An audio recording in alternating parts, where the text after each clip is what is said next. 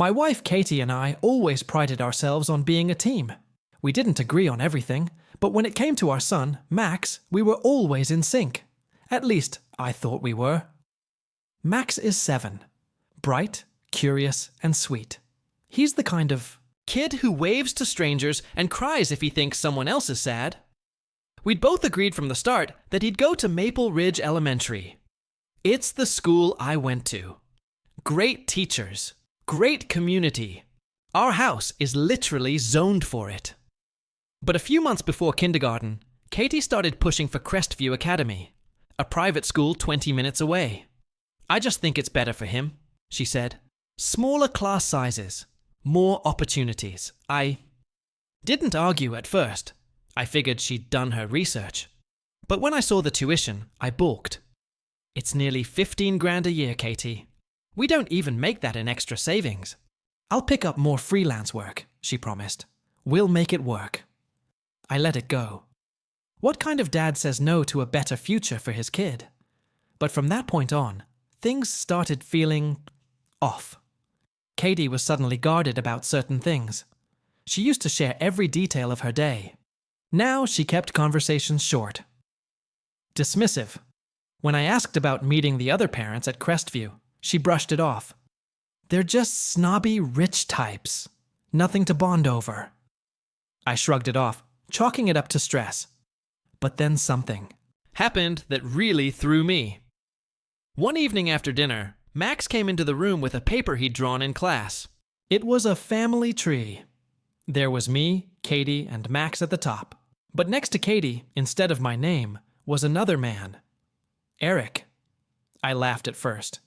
Hey buddy, who's Eric? Max frowned. Mommy says Eric is my other dad. My stomach dropped. I turned to Katie, expecting her to laugh it off, to say Max misunderstood. But she went completely still. Then she said, he's just confused. We were talking about my friend Eric who passed away. It's nothing. But her voice trembled. That night I couldn't sleep. I waited until Katie passed out, then got up and did something I never thought I'd do. I dug through her old boxes in the attic. At the bottom of one, I found a dusty photo album I didn't recognize. Inside were pictures I'd never seen.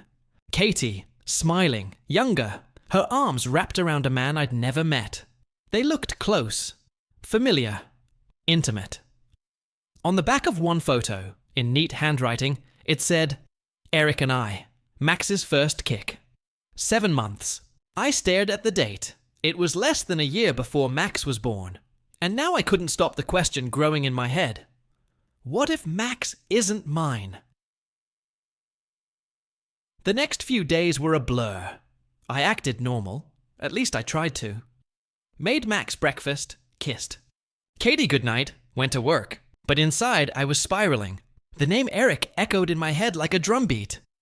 Who was he? Why had she never mentioned him? Why was his name next to my son's on that family tree? And then came the big one. What if she knew all along? I couldn't confront her. Not yet. I needed proof. I ordered a paternity test online. One of those. Discreet ones. Swab the kid, swab yourself, mail it back. No doctor, no questions. Just results. I waited 5 agonizing days. On the 6th, I got the email. My hands shook as I clicked it open.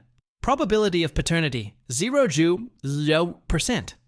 I sat there, blinking at the screen. I read it again. 0%. Not low chance. Not inconclusive. 0 max. Wasn't mine. I wanted to throw up. I wanted to scream. But more than anything, I wanted to hold Max and pretend none of this was happening. He was still my son, right? I was the one who changed his diapers, stayed up all night when he had the flu, taught him to ride a bike. That had to mean something. But now, I knew why Katie pushed so hard for Crestview, why she wouldn't let me meet the other parents, why she got weird anytime the past came up. She was hiding Eric. I didn't sleep that night. The next morning, I drove to Crestview and waited outside the building in my car. I had no plan, just raw curiosity and 1,000 questions. Around 3:00 p.m., I saw her, Katie, and she wasn't alone. She was standing by the playground, talking to a man. Tall, athletic build, faded blue jeans and a dress shirt rolled to the elbows. He bent down to ruffle Max's hair. Max beamed at him. My heart felt like it cracked in two. Katie didn't see me, but the way she looked at the man, I'd seen that look before. She used to give it to me. I snapped a photo with my phone. Not out of pettiness, but because I needed to see it later, to believe it was real. That night, I confronted her. I showed her the picture. I followed you, I said. I know who he is. I know Max isn't mine. She didn't deny it. She didn't cry. She just sat down, slowly, like the weight of the lie had finally collapsed onto her shoulders. Then she whispered, I was going to tell you. I just didn't know how. My voice broke. When? After Max graduated college? On your deathbed. She looked at me with red, swollen eyes. I thought he'd never come back. I stared at her. The air felt thick, like I couldn't breathe. What do you mean you thought he'd never come back? I asked. Who is he, Katie? What is this? She took a shaky breath. His name is Eric Sandler.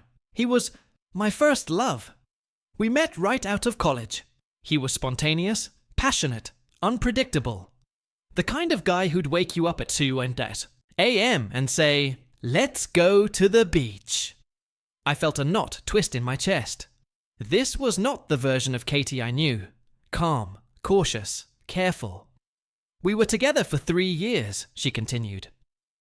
I got pregnant with Max. He panicked, said he wasn't ready to be a dad, that he needed to figure himself out. And then, he vanished. One day he was there, the next he was gone. No calls, no goodbye, nothing. She looked me straight, in the eye. I was heartbroken, but I couldn't fall apart.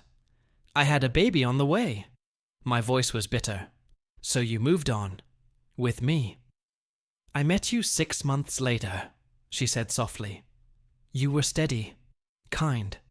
You stayed. And I needed that. You let me think Max was mine, I said, every single day. I didn't know how to tell you. You loved him like your own from day one. What was I supposed to do? Rip that away from you? I stood up, pacing, my thoughts racing. And the school? Crestview? That was because of him, wasn't it? She hesitated. He started teaching art classes there this year. When I found out, I panicked. I didn't want him near Max, but I also wanted to know if he'd changed, if he'd even care. And did he? Tears welled in her eyes. He did. The second he saw Max, he knew. He's been trying to build a relationship, slowly. He doesn't want to take your place. I almost laughed. He already has. Katie shook her head. No, Max doesn't know. He still thinks you're his dad, because you are. Biologically, no. But emotionally, in every way that matters, you've been there every day of his life. I felt like the floor had been ripped out from under me. I didn't know who I was supposed to be now. Husband? Father? Just some guy who got used to clean up another man's mess? That night, I slept in the guest room. Katie gave me space. No texts, no talks, but Max. Max still came to me in the morning, rubbing his eyes, asking if I could make him pancakes. And I did, because he didn't ask for any of this. He was still my son, even if everything else had changed. The following. Weeks were a storm of silence, tension, and quiet moments with Max that felt heavier now. Katie and I barely spoke beyond logistics.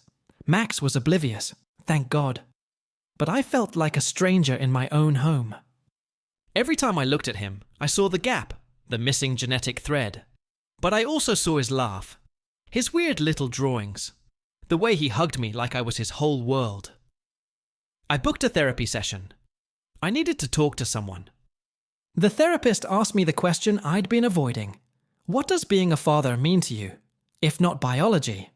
I didn't have an answer at first, but later that night, Max woke up crying from a nightmare. I ran to his room without thinking. He clung to me, burying his face in my chest. "You're safe, buddy," I whispered. "I've got you." And that's when I knew. I wasn't just a placeholder. I wasn't some accidental caretaker. I was his dad, the only one he'd ever known. The only one who'd shown up. The next day, I asked Katie to sit down. We talked. Really talked. "I'm not walking away from him," I said. "But I'm not pretending this didn't happen either. I want the truth. I want honesty. No more secrets." She nodded, tears in her eyes. "I want that too." Then I asked the hard question. "Does he need to know? About Eric?" Katie was quiet for a long time. "Someday, when he's older, and when he asks. But not now. Not unless he needs to." I agreed. I also asked to meet Eric. It was the most surreal moment of my life. Sitting across from the man whose blood ran through my son's veins. He was polite, respectful, and oddly, remorseful. "I didn't deserve a second chance," he told me. "But I'm grateful for the one I got. I won't try to take your place. I know who Max sees as his dad." I looked him in the eye. "Good, because I'm not going anywhere." 1 year later, Max doesn't know the full story yet. And that's okay. He's happy. He's thriving. And we're healing. Slowly, honestly. Katie and I are rebuilding trust. We still go to therapy. We still have hard days. But there's love there. Deep, weathered love. Sometimes life doesn't follow a clean narrative.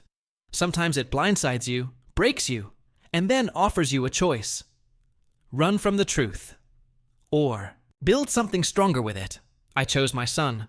Every day I choose him again.